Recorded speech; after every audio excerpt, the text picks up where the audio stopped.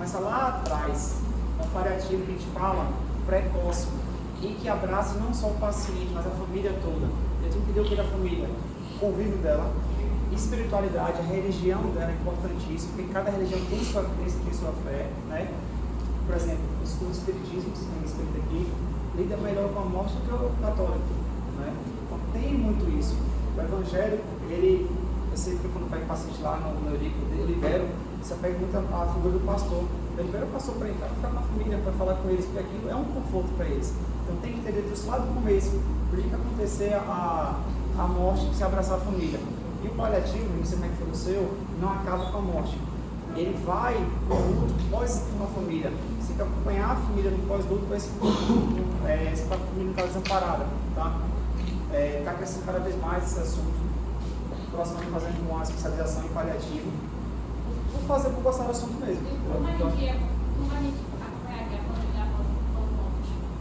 É assim, é uma equipe, eu vou te mostrar um gráfico profissional, tá? Quando o paciente falece na UTI, eu dou a notícia, esse paciente sai, ninguém mais tem notícia, não acompanha o paciente, isso é muito errado.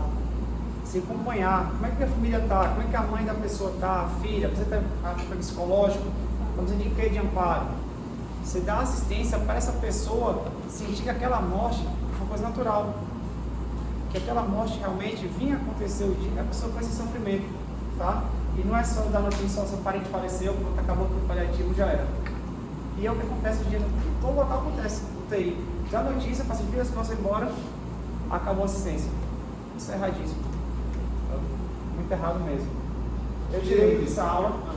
O protocolo Spikes lá entra no paliativo, Qual que é os pais? o Spike é aquele que avisa para a família, como você tem que avisar para a família. Tipo, o Júnior explicou um pouco assim, mais ou menos, você tem que estar perto da porta, você não pode tocar no paciente, o protocolo Spike. Bom, eu não conheci o Spike. Na pós que eu fiz de UTI, tinha o módulo de paliativo. E tinha um capítulo que era comunicação de más notícias. Você pode assistir essa aula 20 vezes e não vai saber. Porque isso é o dia a dia. É você, a cada família se aprende uma coisa, sabe, Thiago? Quando eu vou dar notícia no Eurico, você vai ver, paliativo. Eu chamo todos os alunos, fico em volta da notícia, para eles irem aprendendo como é que passa ali. Você vai pegar um médico e fazer diferente. Você tem um protocolo, olhar no olho, ficar, deixar o paciente falar primeiro, deixar se expressar. Eu não gosto de seguir protocolo para isso. Eu gosto de seguir muito, tipo assim, o que eu sou e o que eu vou sentir da família. Já chorei bastante com essa família, entendeu? Quando uma família fala assim, você não sabe o que eu estou passando, eu falo, não, eu sei o que você está passando. Passei por isso com meu pai, a gente começa a conversar. É uma conversa que eu fico meia hora, uma hora conversando. Porque eu acho que naquele momento, quanto menos você for, menos técnico, melhor. É uma conversa muito mais aberta e espontânea. Enquanto você tem uma aproximação da família,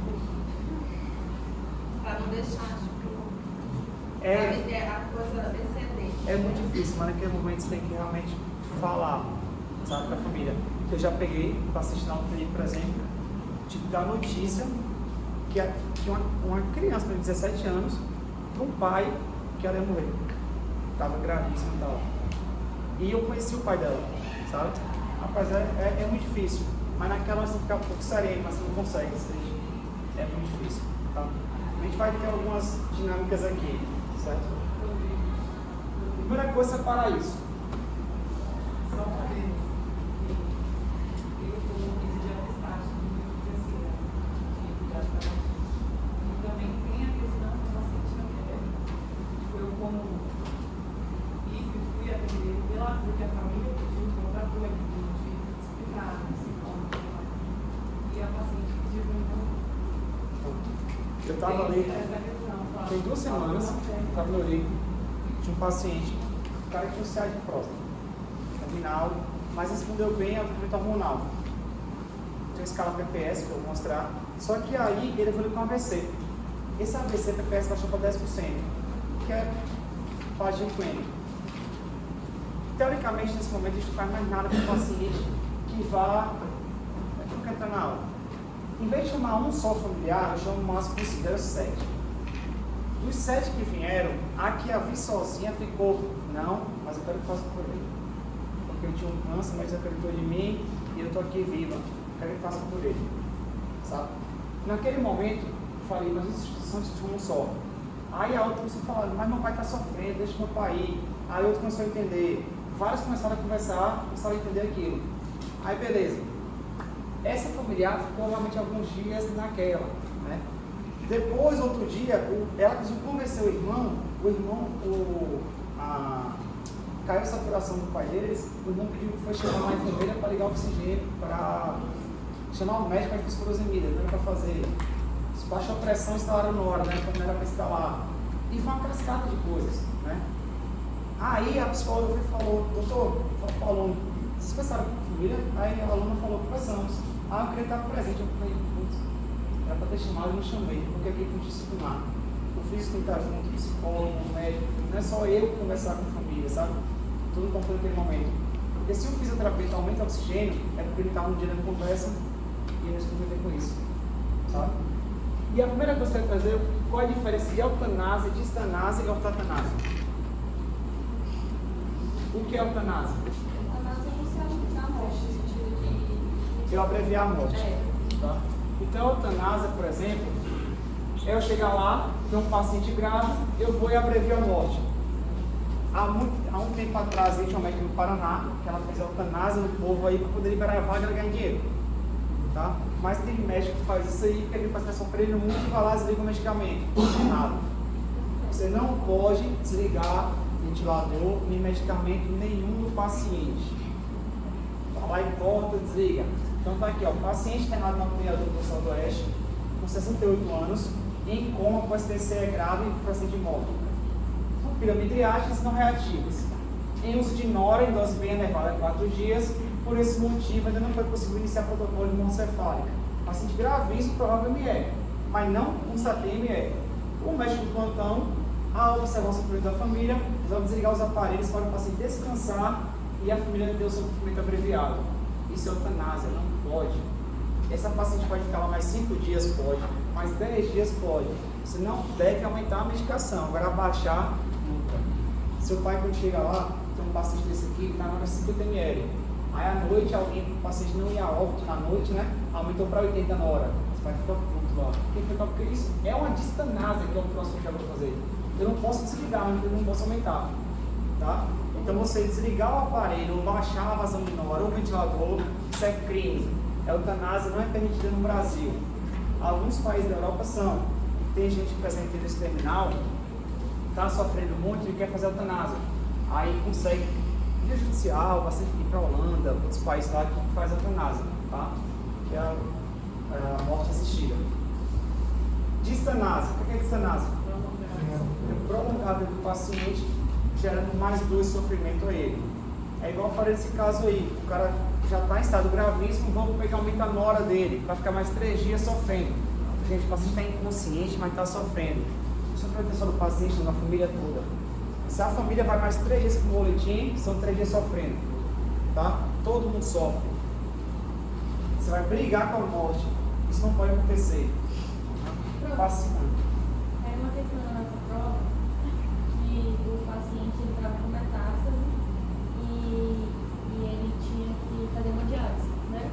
E aí o professor perguntava para a gente se caminhava para uma diálise ou se era qualquer das outras, falava com a família.